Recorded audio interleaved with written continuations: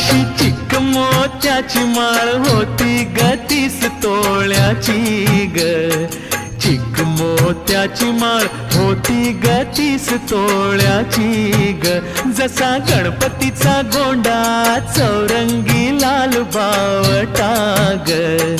गणपतीचा गोंडा चौरंगी लाल बावटा ग.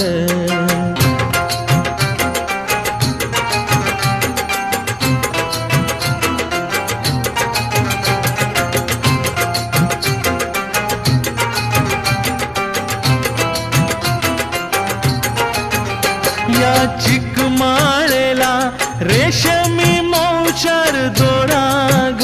या चिकमाळेला रेशमी मौचार दोराग.